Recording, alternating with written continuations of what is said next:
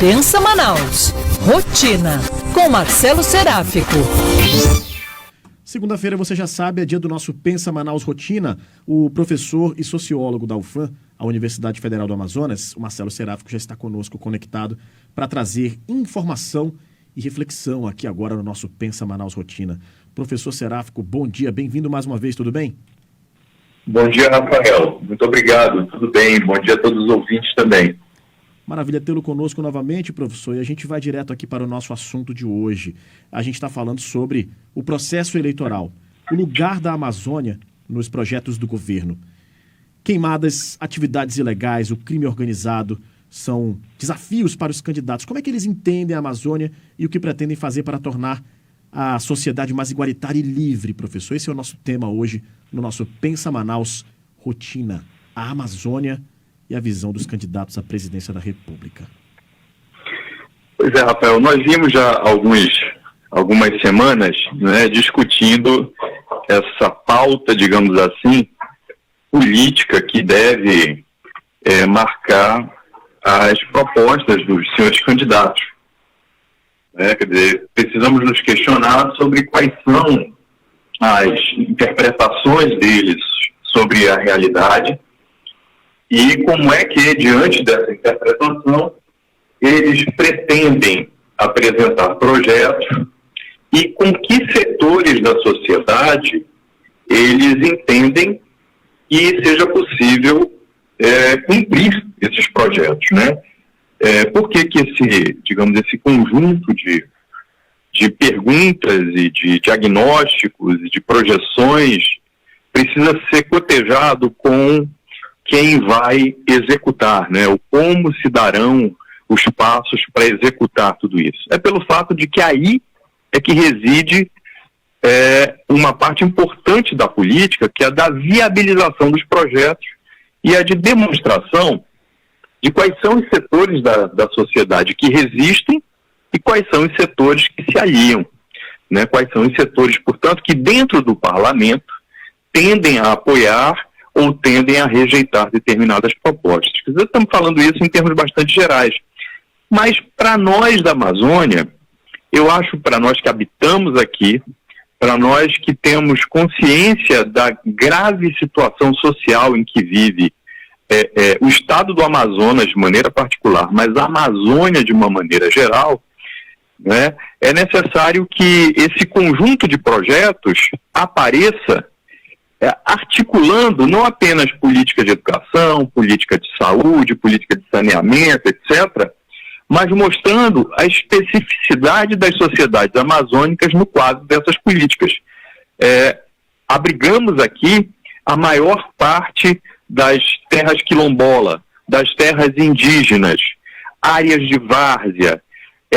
Abrigamos aqui na Amazônia, de uma maneira geral, as duas cidades com maiores índices de favelização, as duas capitais, e o Amazonas sendo o estado com maior índice de favelização.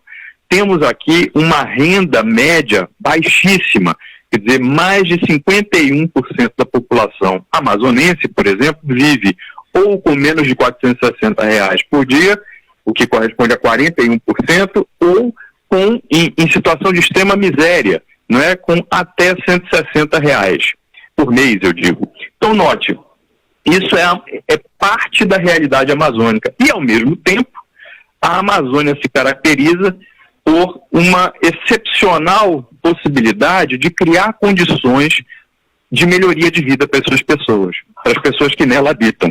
Portanto, é preciso saber como é que essas candidaturas veem, por exemplo, os grandes projetos que foram implementados na região e alguns dos que se pretende ou se diz querer implementar. Eu cito como as candidaturas enxergam os incentivos fiscais que caracterizam a Zona Franca de Manaus. Como os candidatos e seus partidos enxergam a pavimentação da BR-319. Como os partidos enxergam a construção de grandes hidrelétricas e os candidatos de grandes hidrelétricas na Amazônia. Como enxergam a atividade de garimpo, seja legal ou ilegal, a mineração de maneira mais específica, não é?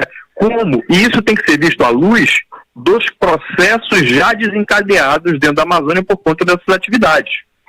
Né? Quer dizer, nós temos um histórico já marcado pela presença dessas atividades e por uma série de desdobramentos decorrentes delas. Portanto, é necessário que esses candidatos informem a sociedade quais são as suas interpretações, não é? O que eles veem de problema e como esperam superar esses problemas. Professor, é super importante observar essas questões mesmo, né? A gente, inclusive, divulgou aqui uma reportagem, foi um estudo que foi feito com os eleitores, e nós temos aí uma grande quantidade de eleitores e eleitoras, obviamente, que buscam candidatos com propostas para a Amazônia. Uma reportagem da Vitória Freire que nós exibimos aqui, trazendo essas informações, ou seja, as pessoas estão mais ligadas nisso, né? Na importância do combate ao crime organizado na Amazônia e na preservação da floresta. Esse é um dado importantíssimo, não é? Porque mostra o quanto uma pauta política que envolve as condições específicas de vida na região se torna uma prioridade, eu diria, para os candidatos. É de se esperar que esses candidatos olhem para a Amazônia com a mesma sensibilidade que, por várias razões, ela é observada em outros cantos do mundo.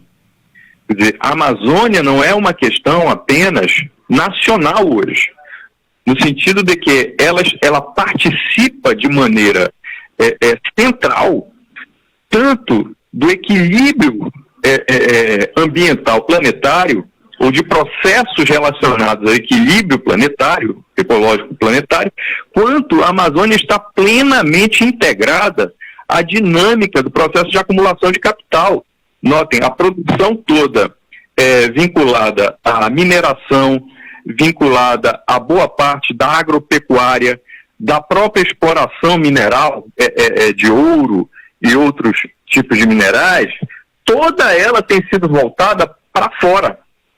Né? Portanto, há laços vinculados à realidade amazônica que só aparentemente são locais, regionais ou nacionais. Na verdade, nós estamos envolvidos numa dinâmica muito profunda de conexões transnacionais que, inclusive, de vez em quando fazem com que surjam esses debates, às vezes meio desengonçados, né, sobre internacionalização da Amazônia, ou um discurso que, ao mesmo tempo que fala em soberania, fala em entregar a Amazônia para corporações multinacionais. É um discurso bem atrapalhado, né, que ao invés de esclarecer, ele torna as mensagens opacas, quando não completamente incompreensíveis. Então, me parece muito importante, Rafael e ouvintes, que nós entendamos, nós da Amazônia, eu não falo apenas do Amazonas, que a discussão sobre os projetos políticos para a região precisa se dar tendo esses dois aspectos. Né? Primeiro, quais são os problemas? E segundo, como resolvê-los?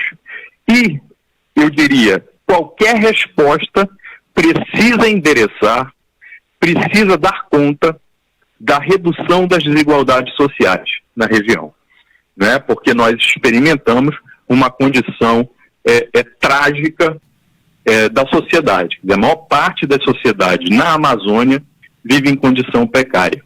E para isso, os candidatos têm que apresentar resposta. Aqueles que já estão no poder, não é, têm que encontrar explicação para não terem ou mantido uma condição prévia ou para terem contribuído, inclusive, para aprofundar essa situação de miséria.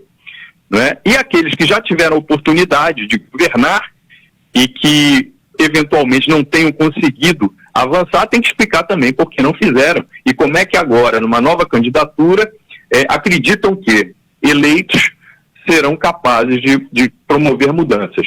Afinal, que forças políticas promoverão essas mudanças e em que medida essas mudanças melhorarão, de fato, as condições de vida na região? Muito obrigado, professor Marcelo Seráfico. Só para a gente deixar direitinho aqui o dado, foi uma pesquisa solicitada pelo Instituto Clima e Sociedade ao Poder Data. Pesquisa realizada com 3.000 eleitores de todo o país, que mostra que 8 em cada 10 entrevistados aguardam dos candidatos à presidência da República propostas referentes ao enfrentamento ao crime organizado na Amazônia e, claro, à preservação da floresta. Professor Marcelo Seráfico, muito obrigado. Um grande abraço para você. Até a próxima. Outro, Rafael. Abraço a você e a todos os ouvintes. Até a próxima semana.